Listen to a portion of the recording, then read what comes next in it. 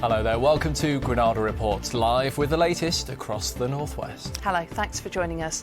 On the programme this evening. Compensation will be paid to some victims of the infected blood scandal, but many relatives still won't see a penny. Everybody's lives have been devastated by this, and the knock-on effect through generations is continuing. A court hears how footballer Benjamin Mendy allegedly attempted to rape a woman at his home in Cheshire. Ryan Giggs breaks down in tears in court as he recalls the night he spent in the cells after his arrest. Girl power, how Katie's flying the flag in British Speedway.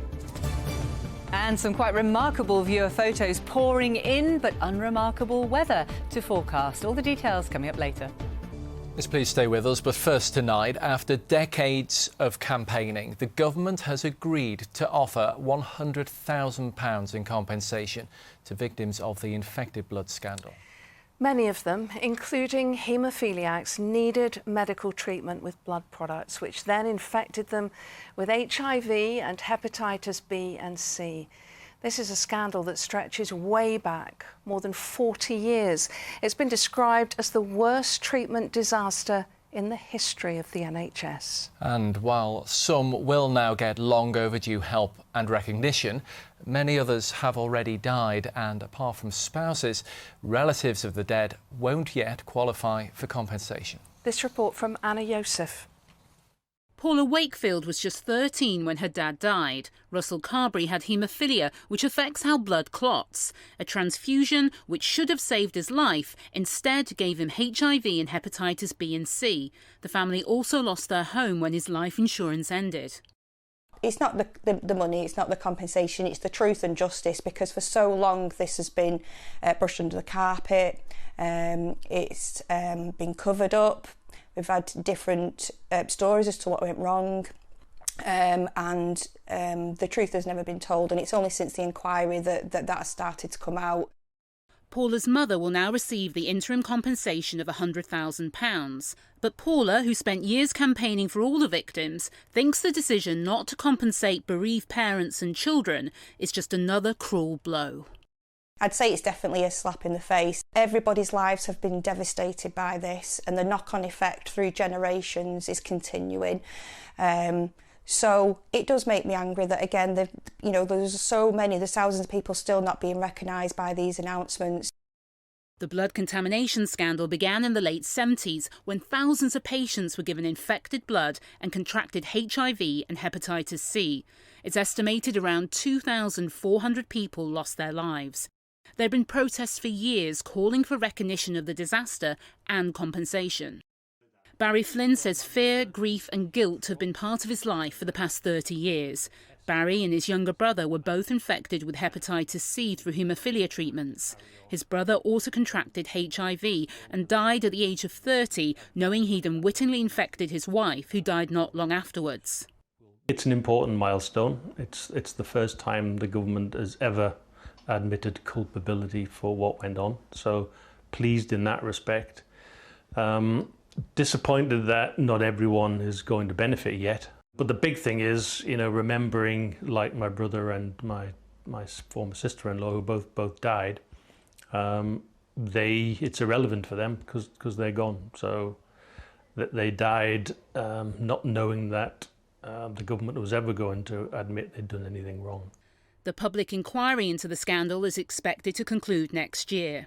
We felt the need to move very quickly on this as soon as the recommendations came through, because people sadly are dying on a far too regular basis. This is a profound scandal which has had a huge impact on far too many people, and while we can never compensate for that, hopefully this money will help. Former Health Secretary Andy Burnham previously called the scandal a criminal cover-up on an industrial scale. He's hoping more payouts will follow. The public inquiry hasn't concluded yet, and what you would want to see when it does is full redress for everybody, including the kids who've lost parents or the parents who've lost kids. That's what I would want to see, and beyond that, full truth, justice for those people and accountability. I believe there is a case for corporate manslaughter against the Department for Health. While campaigners say today's announcement is a step in the right direction, for many families, the fight for justice and support continues. Anna Yosef, ITV News. Yeah, so many desperately sad stories involved here. Well, earlier Kate Burt joined me from the Haemophilia Society. It's taken over 40 years of campaigning for truth and justice on behalf of the haemophilia community, who were overwhelmed by a tsunami of contaminated blood in the 1970s and the 1980s. So today's announcement is significant, but it's taken 40 years to get here, and for 3,000 people to have died and families to be devastated and decimated. And it's heartbreaking to think Barry's brother died and knew that he had unwittingly infected his wife, who also died. Well, that's another aspect to this tragedy. Not only that the haemophilia community and others with bleeding disorders were infected themselves, but some of them were tested without their knowledge or consent. Those test results were withheld from them, and then they unwittingly passed the viruses on to their partners, which is just compounds the desperateness of this tragedy. I think sometimes people forget as well that this was an era when there was this fear and stigma of HIV when it came to jobs and even insurance and things like that. Yeah, people lost their jobs, people lived in fear, people had graffiti daubed on their houses. It was a very different world when fear of HIV and the stigma attached to it was pervasive in our culture. And how shocked are you that children and parents are missing out on these payments today?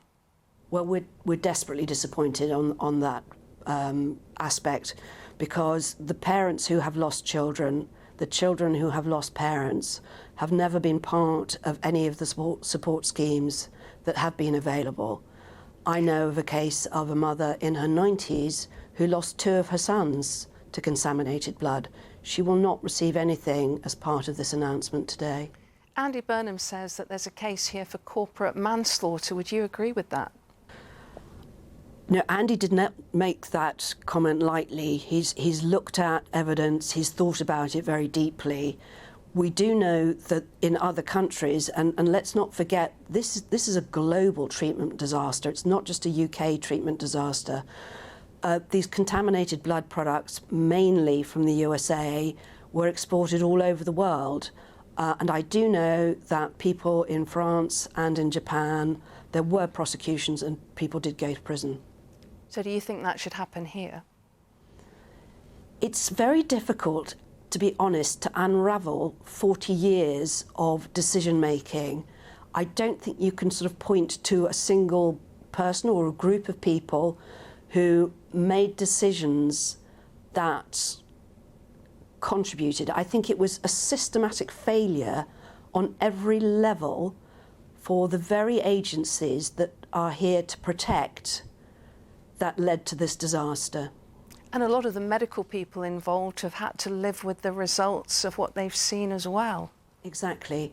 This miracle treatment, Factor 8, that was supposedly transforming the lives of people with haemophilia, turned out to be a mass killer. Kate, thank you. Thank you very much. Well, moving on to other news tonight, the trial of the Manchester City footballer Benjamin Mendy has been hearing an account of the night that he's alleged to have tried to rape a woman at his home in Cheshire. A jury heard details from her interview with police earlier this year. The France international footballer is also accused of 8 counts of rape and 1 count of sexual assault. He denies the charges.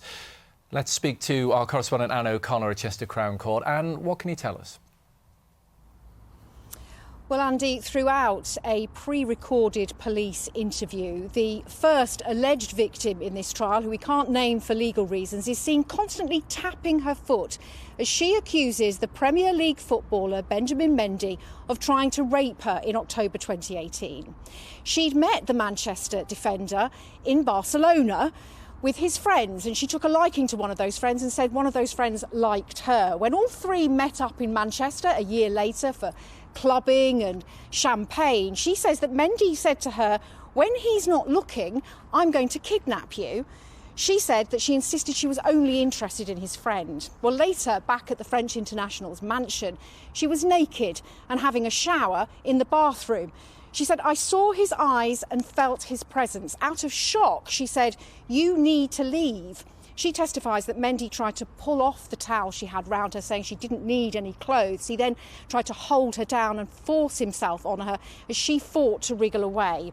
The jury heard she was thinking, what am I going to do? Shall I scream?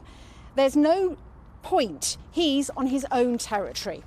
The courts heard it was 3 years later when she went to her GP saying she was low and anxious because of a sex assault. It was January this year when she went to the police, still reluctant and unsure to report her allegation because of the impact that media coverage might have. Under cross-examination, again on a pre-recorded video, she was asked by the defence barrister whether the atmosphere that night had in fact been flirtatious, to which she replied, not in the slightest. She has admitted not handing over all the material on her phone, not because she's worried about the case, she says, but because it's an invasion of her privacy. Benjamin Mendy denies this attempted rape, 8 other counts of rape and a sex assault from 2018 to 2021, and the case continues. Anne, thank you. Volunteers at a Lancashire food bank say they are now supporting people from all walks of life as the cost of living crisis bites. It comes as inflation hit a high of 10.1% for the first time in 40 years. Food and fuel prices have left many people struggling, with the energy price cap also expected to rise in October. We have a lot more people coming, but it isn't just what people automatically presume food banks are. Families with loads of young children. Our demographic isn't that at all. We support a lot of single adults, even family, couples, working couples as well. And there'll be more on that rise in inflation coming up on the ITV News at 6:30 with Charlene. Inflation hits 10%, a new 40-year high. The cost of basic foods like vegetables, bread and milk are driving prices up, but charities warn of severe hardship to come. Also ahead, the hunt for the killer of a pensioner stabbed to death on his mobility scooter. A warning over sewage in our seas as 50 British beaches are declared as hazardous for swimmers. Plus, Raducanu's reaction after beating her tennis idol, Serena Williams. Join us for all of that from 6:30. Next tonight, Ryan Giggs has broken down in tears in court after being questioned about the night he spent in police cells. He was arrested at his home in Worsley in Greater Manchester in 2020 after an argument with his then-girlfriend Kate Gravel. He denies using controlling and coercive behaviour against her and assaulting her. Well, we can cross live to Elaine Wilcox now, who's been following the trial. So, Elaine, what happened in court today? Well, Ryan Giggs made an audible sob as he described spending that night in the police cells as the worst experience of his life. His voice broke as he said he was scared. He said he was scared because he knew he was about to be accused of doing something he said he didn't do. He said on the night of his arrest, his then-girlfriend had accused him of texting 2 other women. He said they'd had an argument and he'd asked her, Kate Gravel, and her sister to leave his property, but he said they refused because he wouldn't let them take the dog. He said at that point they were arguing, there was a scuffle, and Kate Gravel fell as she tried to grab his phone. He said when she was on the floor at that point, she kicked him 6 or 7 times in the head and cut his lip. He said when she refused to leave the property again, they'd had another scuffle, and he described what they described as a tug of war going around the kitchen island when he was grabbing her phone. And he said at that point is when the heads clashed, but he said it wasn't a deliberate headbutt. He said that simply didn't happen. Now, under cross-examination, Peter Wright QC said he asked Ryan Giggs, have you ever reflected why it is on occasions I'm hot-headed, impetuous? I don't know, he said. He asked him, is it because you thought, as far as your private life was concerned, you could get away with it, do whatever you wanted until the evening of November the 1st when the police arrived? No, he said. He's then asked, until that is, the woman you controlled and coerced for years stood up to you, didn't she? No, he said. Now, the jury was then read some text messages from Kate Greville telling Ryan Giggs, you are a narcissist, you're violent, you're controlling. No, he texted back, and then he corrected her grammar. Now, Ryan Giggs' barrister then asked him, how many times during your 24-year playing career have you ever been sent off? Just once, he said, for Wales, and that wasn't for violence. He was asked had he ever exercised control over his ex-girlfriend, who she met, her finances. He said no, never. Ryan Giggs denies assault and controlling behaviour. He'll be cross-examined again tomorrow. OK, Elaine, Manchester Crown Court for now, thank you. Police have confirmed the remains of a fourth person have been found at a fire after a fire at a mill in Oldham. Teams have been searching the building since demolition workers discovered human remains last month. All four victims were Vietnamese nationals who'd earlier been reported missing. A murder investigation started after a man was shot dead in Liverpool. Police were called to Lavrock Bank in Toxteth just before midnight. It's thought his two attackers escaped on electric bikes. Strike action by Arriva Northwest bus drivers has been called off. Almost 2,000 workers who've been on strike since the 20th of July will return to work tomorrow after the company put forward an improved pay offer. Union members will now vote on the offer of 11.1%, with results expected by Friday. Well, be sure to stay with us because there's lots still to come on the programme. Even better than my sister, you're my twin. Double Trouble, the new stage adaptation of The Parent Trap, arrives in Salford. And in the weather, nothing to get in a flap about for a change because everything looks like it's settling down, although rather mixed going forward into the weekend. All the details coming up shortly. Yeah, let's think about the weekend already. I like that. Thanks, Emma. We'll look forward to seeing you later. OK, time for sport now, and a caution for Cristiano Ronaldo after an incident off the pitch last season, Mike. Yeah, this was at the Premier League game between Everton and Manchester United at Goodison Park on April the 9th, when Cristiano Ronaldo appeared to knock a phone out of an Everton fan's hand. He's now been cautioned by police and the matter closed. Merseyside Police says the United star was interviewed by officers in relation to an allegation of assault and criminal damage. It happened as he limped towards the tunnel following United's 1-0 defeat. Ronaldo later apologised on social media. The Football Association will now restart its investigation into the incident. A Manchester United supporters group is planning to protest against the club's owners, the Glazers, ahead of the Premier League match at home to Liverpool on Monday.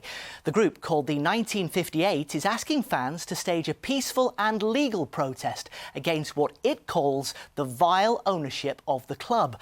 Well, meanwhile, this evening, it's being reported by Bloomberg News that the Glazers are now considering selling a minority stake in United. We will, of course, bring you more on that as we get it. Well, in contrast to the disconnect between the fans and owners at Manchester United, at Anfield, Liverpool have moved to cement their relationship with supporters. They've entered into a legally binding commitment with the new Liverpool Supporters Board, which is made up of 16 representatives from various fan groups. Liverpool will now consult supporters on key strategic issues, such as matchday experience and ticketing arrangements. I think the opportunity to speak at board level, which is something that we've been striving to achieve for many, many years, and this is an absolutely welcome opportunity. But it is a huge step change, and I think it's really good news for the football club and Liverpool football fans. We can be stronger together, and I think giving the fans an opportunity to contribute at the right moment and be part of that decision making hopefully makes the club a stronger organisation. Blackburn Rovers will look to continue their perfect start to the new season tonight. John Dahl Thomason's side are at Reading in the Championship. Last night, Blackpool recorded their first win at Queen's Park Rangers in half a century, winning 1-0.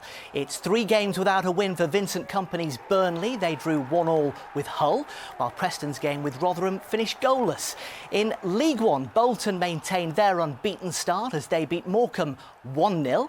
Fleetwood played out a goalless draw with Chelsea Cheltenham, while in League 2, Salford City are top of the table. Ryan Leake scored a late winner in the 3-2 result at Newport. Barrow are 5th in the table. They got back to winning ways by beating Walsall by 2-1. And Crewe Alexandra are just behind them in 6th spot after beating Sutton United 1-0. Tranmere drew 0-0 at Hartlepool. The rest of our sides were beaten. Well, next to the teenager from Cheshire making waves in the world of speedway. We first spoke to Katie Gordon 3 years ago when she was on a mission to get more women involved in the sport. Well, Katie has just made history by becoming the first ever British ladies speedway champion. She's been speaking to Claire Hannah. When Granada Reports first met Katie Gordon in 2019, she was 15 and had just started making her mark on the track to try and break down stereotypes.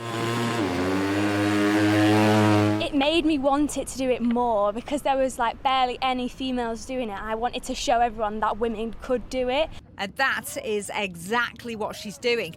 Fast forward 3 years, Katie, who's from Knutsford, is the British Women's Speedway champion after the first ever ladies event took place on the Isle of Wight. It's nice to be the first, obviously, because I've made a bit of history. So, yeah, I'm feeling great. It's different, but I love it. When Katie lifted the trophy, it was as though the biggest weight in the world had been lifted off my shoulders because the pressure was so intense because we wanted her to win it that much. So, but it was good, yeah, it was really good.